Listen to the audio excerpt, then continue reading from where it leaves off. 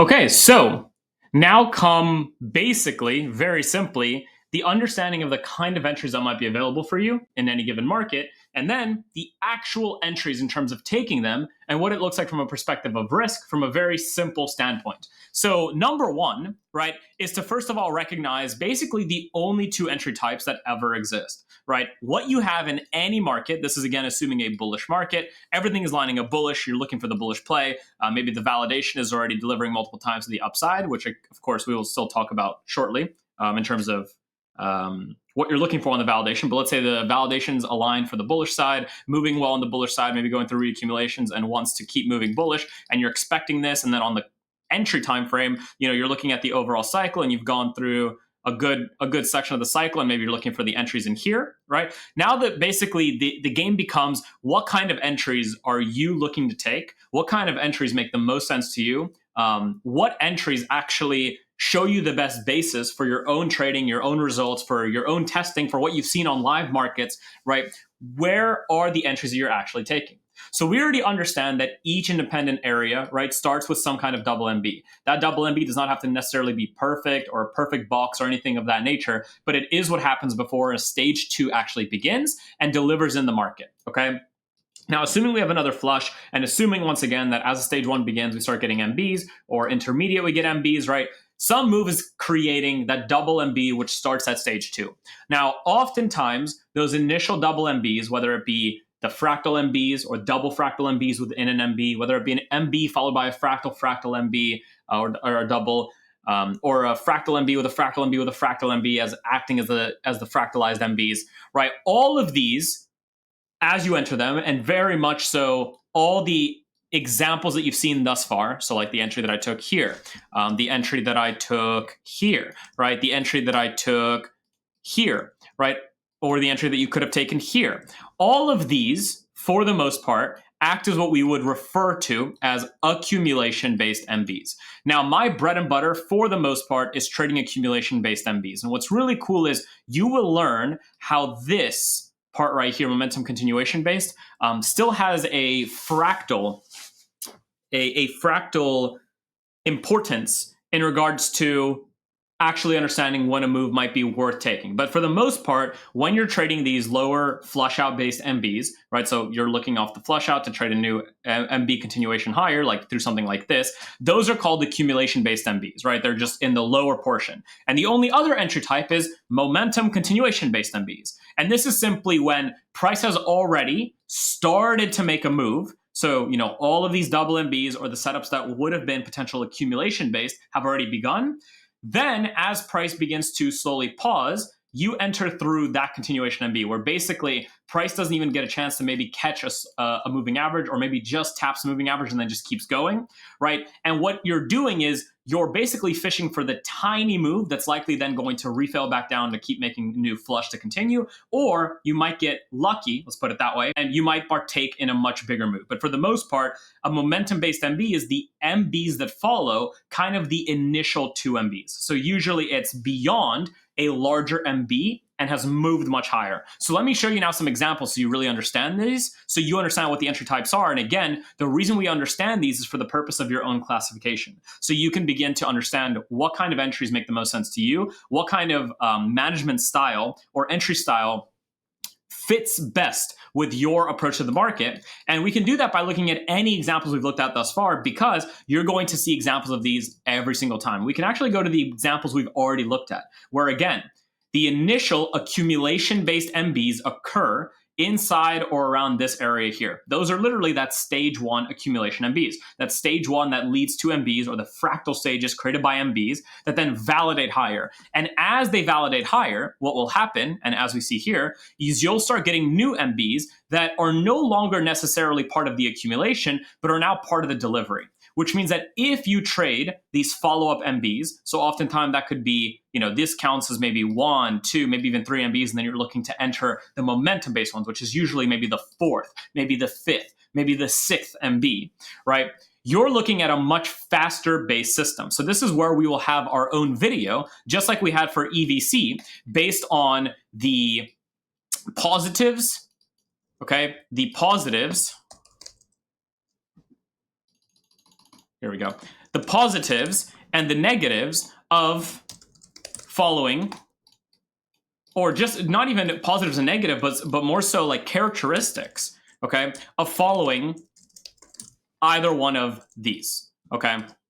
The characteristics of these entry types. So there's characteristics of following these entry types, and if you're not aware of the characteristics, that's when the system is likely to fail for you over the long run, right? Because you take something and you just keep hoping and hoping, and you want to get trailing moves out of like a continuation based MB like this. But the reality is the move almost always results in something like this, which means if you don't know how to properly partial or to take profits into this or to manage, you're going to be taking a lot of losses, right? So there's only two kind of entry types. In the bullish side, there's these two. In the bearish side, it's these two but flipped, right? So it's just distribution based, momentum based, and that's it. Okay. Now, if we look at this, right, the areas we've spoken about before, like this MB or this FFMB or this MB, right, where basically they're above the MAs, they barely even touch the MAs. The MAs don't even get a chance to catch up with price. Sometimes they do, are momentum-based MBs because they are no longer focused on a larger flush or a larger pause. They're more so focused on the fractal stage ones for the next fractal stage two. So your entries become much quicker, right? And they become much smaller, which means, as I said before, if you're entering something like this, your stop is likely going, to be a little bit tight or maybe just under the candle, right? And you enter, you have your stop down. And basically, as this candle basically pushes, even this much, right? Even a little bit, you move your entire stop loss to break even. You take risk off completely. So if it comes back, you get out. And if it keeps going, then great, you get to make money out of it. I'm going to show you why this is important because here it looks really good. It looks like an entry here would have resulted very nicely and it would have worked perfectly. But then the question becomes, not actually this one, but then the question becomes, let's take a look at another one. Yes, what about an entry like something like this, right? So this is where those things become important because this in itself, buying this area here, right? Entry, maybe your stop is somewhere here, maybe under a low or halfway through the candle, like here, right? We'll talk about stop losses soon. This is still a valid entry, right? If you think about it in terms of the rules that led to it, right? You had the overall double MB accumulation, then you had basically an FMB.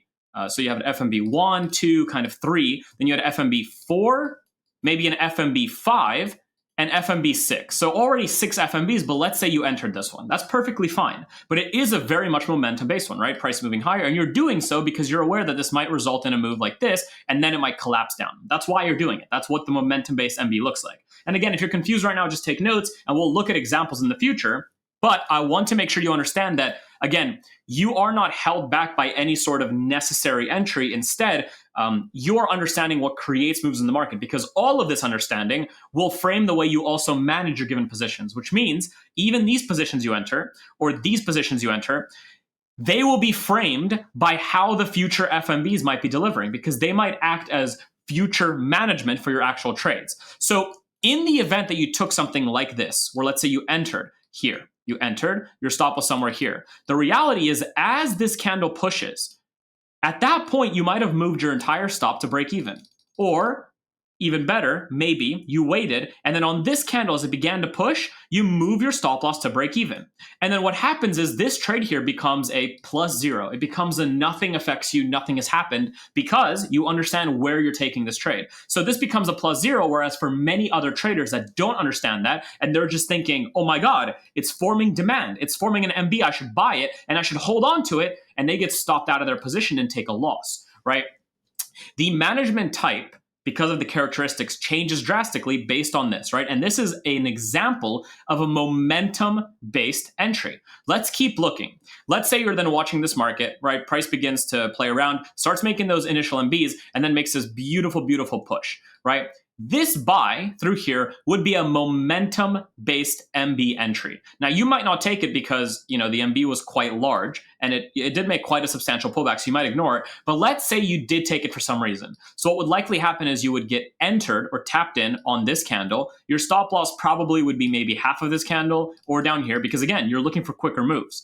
And then as this candle moves higher, you'd already move your stop to break even, which means no matter what, you're not losing anything. And very likely, funny enough, by the time this candle is up here, right, because this candle was forming at some point, you actually probably took off 50% of your position in profit. So assuming that this was your stop, this would look like it's around maybe 2RR or 1.5RR. So this overall gain would be around 0.7R in gain. So you'd actually make money on a trade, and let's assume you were risking like 1K just to make this in terms of numbers. This means that you would make around $700 on this trade, and then you would be stopped out for a +0. And this move itself, just this one right here, where you entered here, right, still can amount to a positive trade because of where it's taken and within which context it's taken, because of the type of entry it is, right? Then following that, once again, you might be someone that then ends up maybe waiting,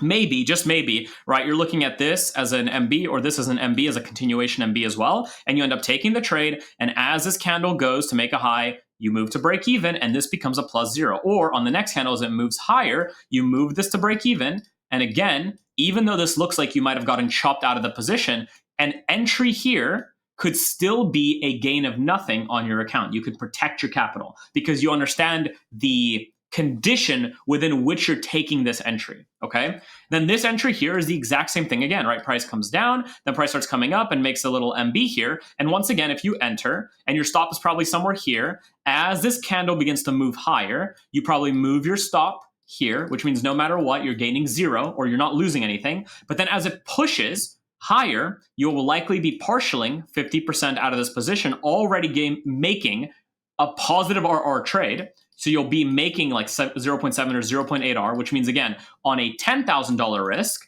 right, you're making around $8,000 on this trade. Then the rest maybe pushes. And then as it comes down, you stop yourself out for another little partial of like 0.4, and you make 12K on this trade.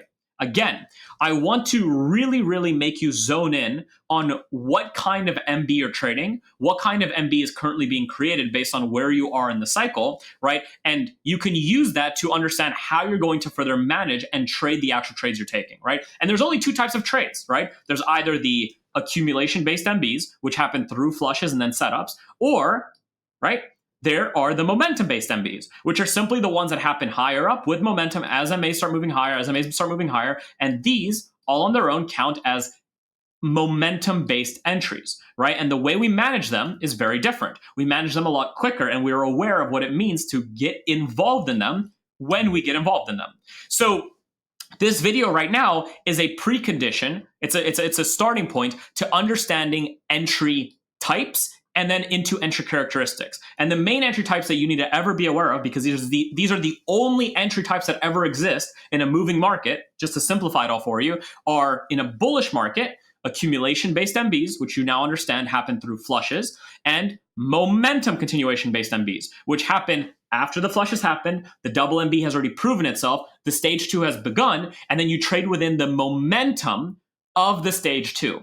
And all of this is going to come full circle for the validation time frame as well, which is why I'm working on showing you the entry types first. But those are the only 2 entry types that can ever occur in the market that you need to be aware of, right? And those entry types are made up of, as you understand now, MBs, FMBs, or FFMBs, based on how they kind of fall together. And then you decide which ones are worth trading. How?